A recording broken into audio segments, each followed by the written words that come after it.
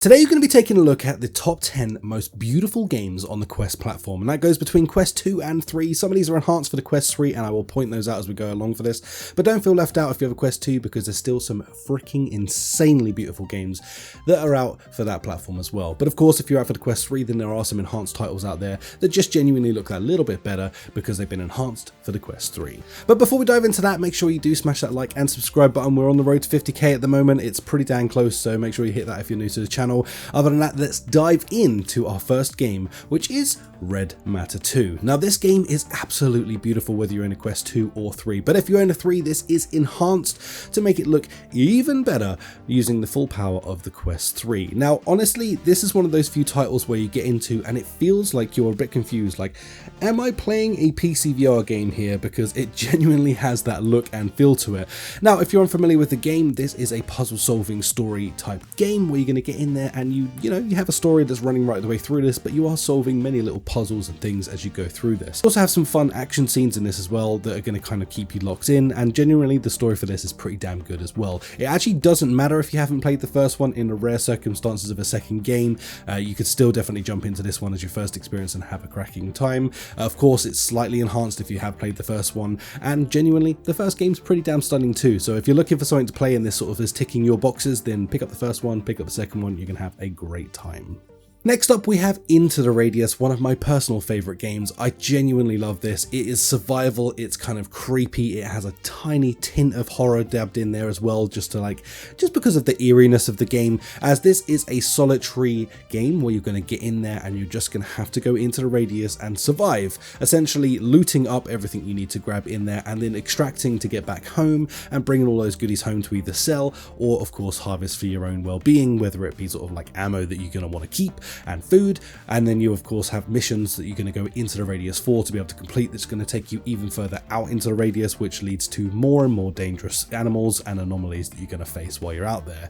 Now the reason this game is on the list is it is again one of those truly stunning examples. Whether you're on 2 or 3 for this one, again it really leads to a beautiful experience inside of the headset. Now of course, again, if you're on 3, this is actually had an enhancement update which really boosts it up, making it just look even more stunning for the Quest 3. So if you're lucky enough to own one of those headsets, then this is going to be boosted up even more for you. Next up is specifically Saints and Sinners Chapter 2. Unfortunately, this is the only one that's had the enhancement for the Quest 3. They still haven't done it for the Chapter 1. I don't know why. You would assume that it'd be a bit of like a, drag and drop situation, considering they are continuations of the same game.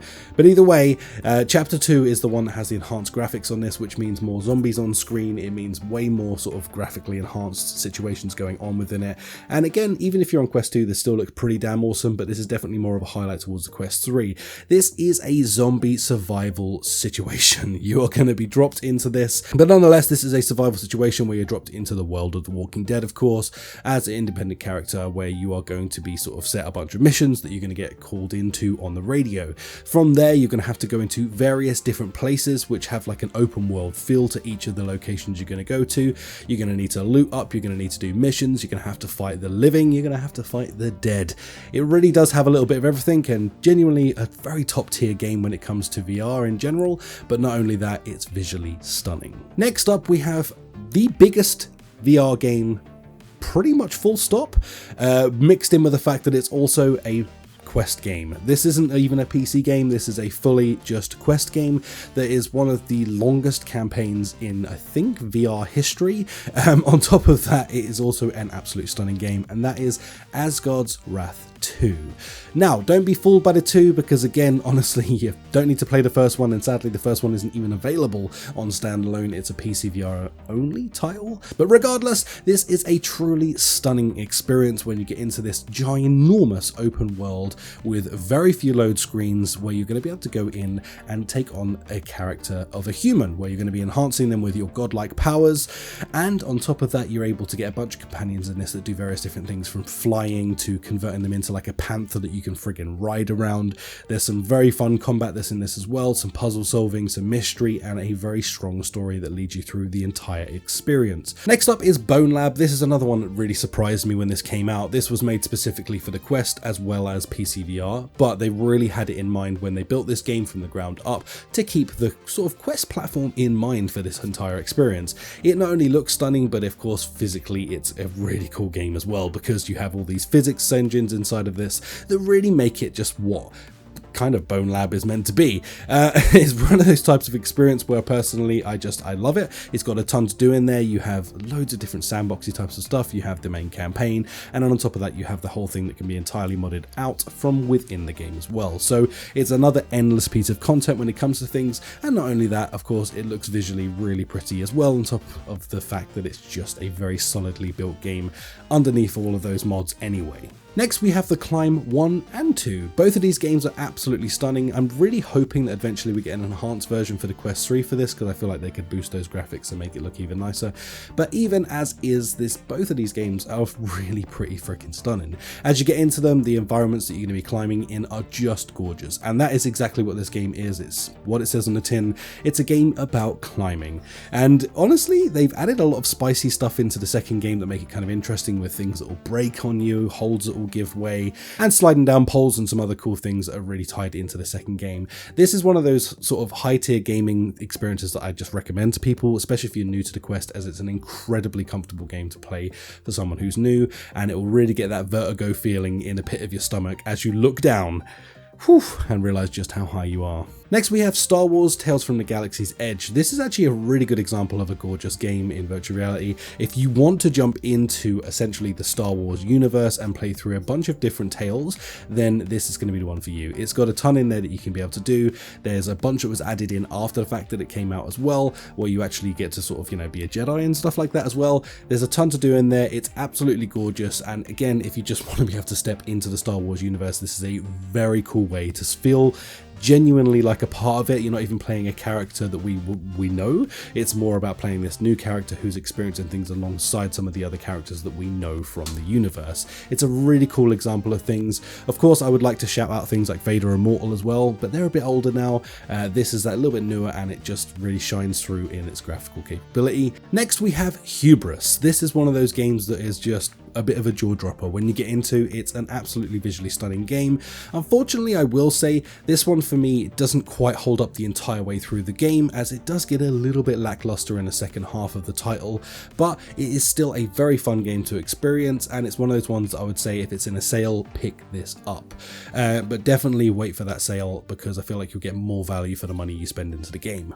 Other than that though, this is a stunning visual game. It looks absolutely beautiful the whole way through, and it just really shines through what the Quest's capabilities are. Now again, this one is enhanced for the Quest 3, as well as, you know, looking pretty damn good still on Quest 2, but it's definitely one of those titles to experience at some point in your life. Just wait for the sale. Next up we have Resist. This is such a top tier experience in my opinion. If you've ever wanted to feel like Spider-Man, this one is gonna have your back. When it comes to this one, you literally grappling hook around a beautiful city at high speed with like jetpacks, guns, and a bunch of other cool things, while you're gonna be fighting giant mechs, flying drones, and of course a really solid story that's gonna take you the whole way through this. It probably has one of my favorite openings to a game that I've ever had in VR, as you start off up on this giant skyscraper doing some stuff, and then, you know, some things happen where you kind of fall off of it, where you engage your grappling hook gloves, and from then on you're able to grappling hook around this city in one of the coolest adventures.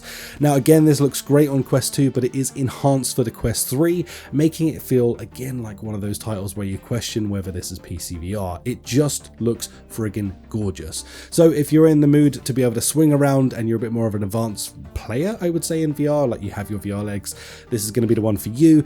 Definitely check this one out. It's just got a great story the whole way through. It's got some incredible mechanics, and if you just want to feel like bloody Spider-Man, well, this is going to be the one for you.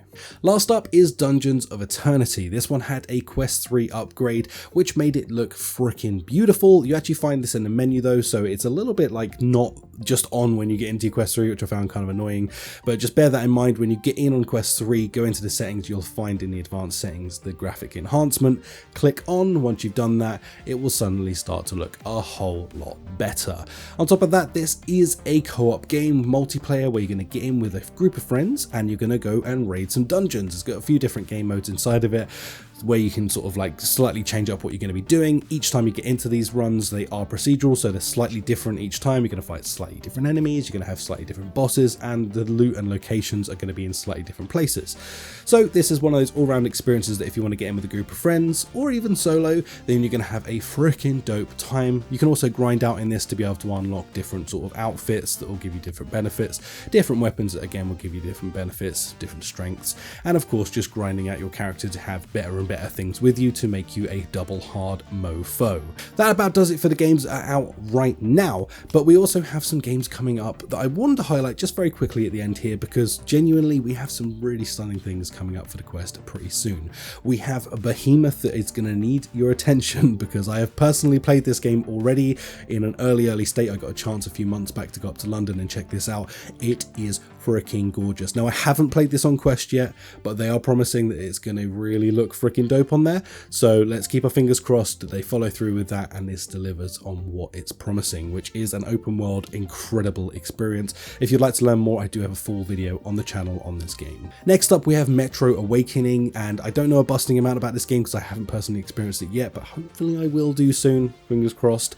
Other than that though, this is a full-on Metro title being made from the ground up for virtual reality. It's going to be coming to the Quest, and it's looking really stunning in the video so far, so let's just hope that they pay off when they bring it to Quest and keep those visuals as high as we're hoping they're going to be. And last but not least, we have Batman. Batman is making its way to a fully fledged out game on the Quest, which I'm very excited about. The developers have made this exclusively for the Quest, and what they're saying is that they're going to push the Quest 3 to its limit. So I am very excited to see what this shining example of the Quest 3 exclusive type of game is going to be.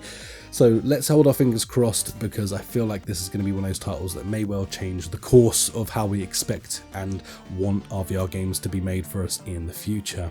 Other than that guys, that is going to be it for this video. If you enjoyed it, smash like, subscribe, make sure you check out some of these titles. If one of them has grabbed your attention, head to that store and pick it up for yourself. And that's pretty much going to do us for this list guys. Thank you so much for joining me. I've tried to specifically pick games on this list that are going to fulfill the money that you put into them, so if you're willing to pick up any of these games, then you're going to have a great time regardless of the fact that they're already gorgeous. They're also all really good games as well. The only one you've got to keep an eye out for a sale on is really Hubris.